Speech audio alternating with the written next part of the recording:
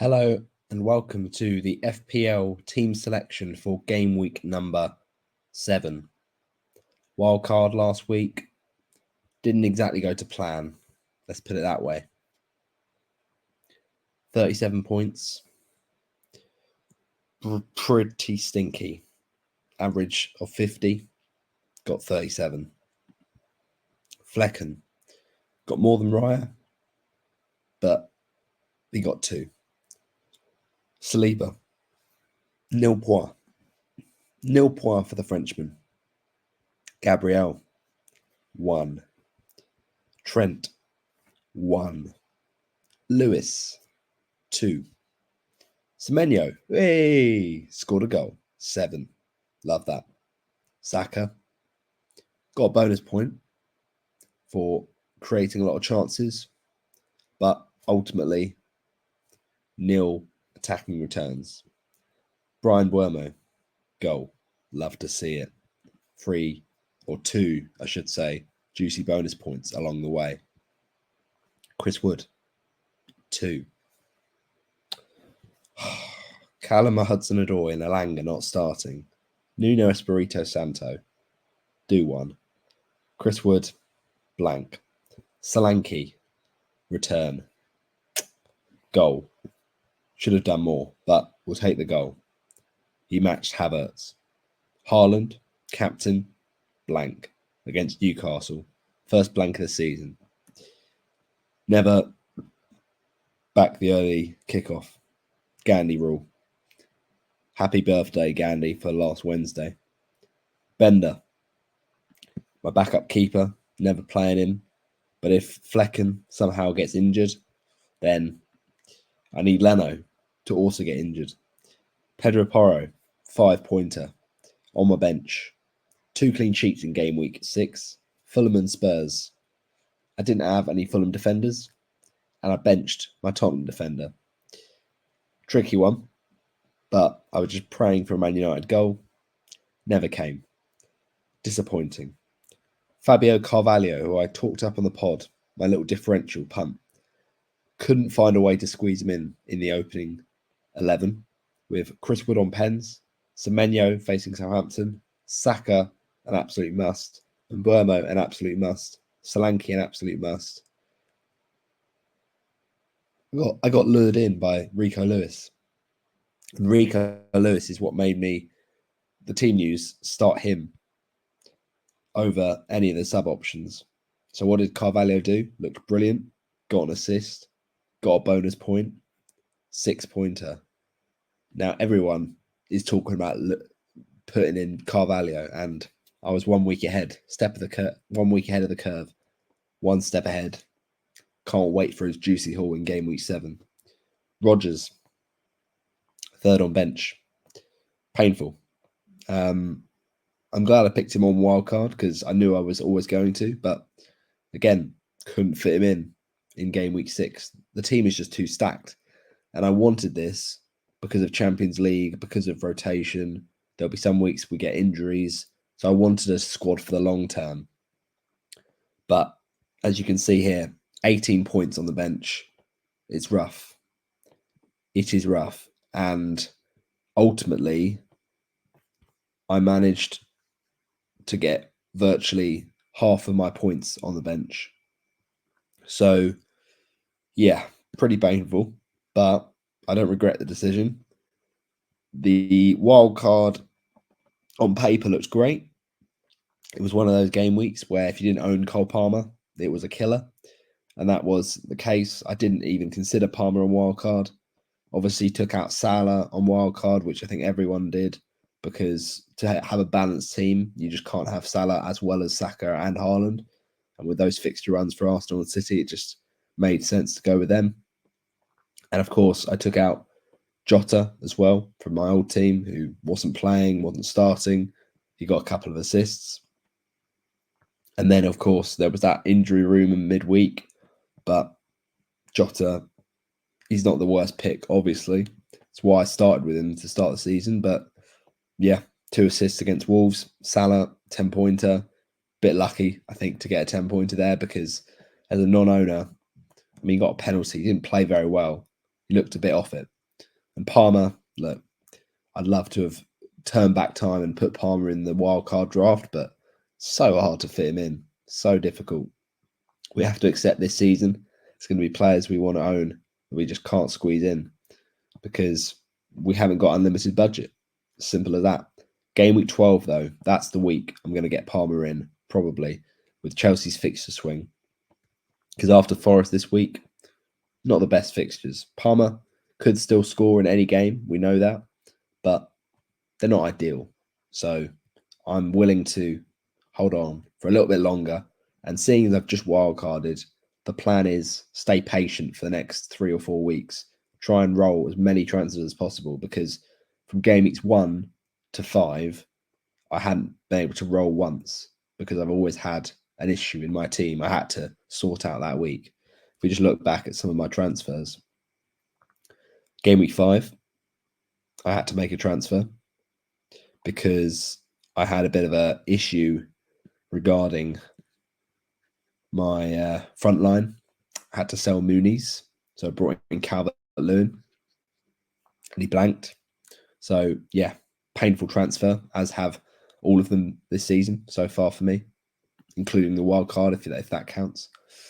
Game week 4 also was forced into a transfer there because I simply needed to get in Mohamed Salah, and therefore to do that I needed to sell the player who really wasn't delivering, and well, I say wasn't delivering, but I wanted Salah in one move, so I took Saka out.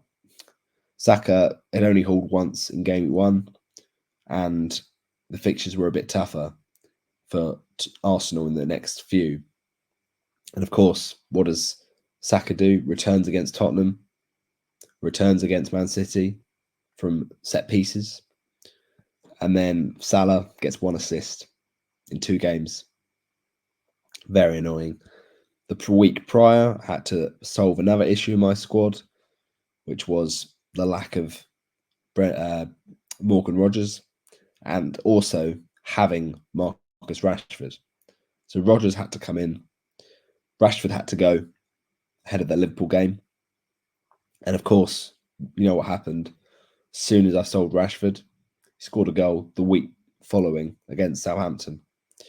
And then he scored in the Carabao Cup. And then the next game he got dropped. So my decision was vindicated and was evidently the right choice. But just for a second, I was concerned that, Rashford would make an absolute mug out of me. But yeah, as I said, transfers had to be made. Rashford had to go in game week 3. And I had to make a transfer, even though I didn't want to, back in game week 2.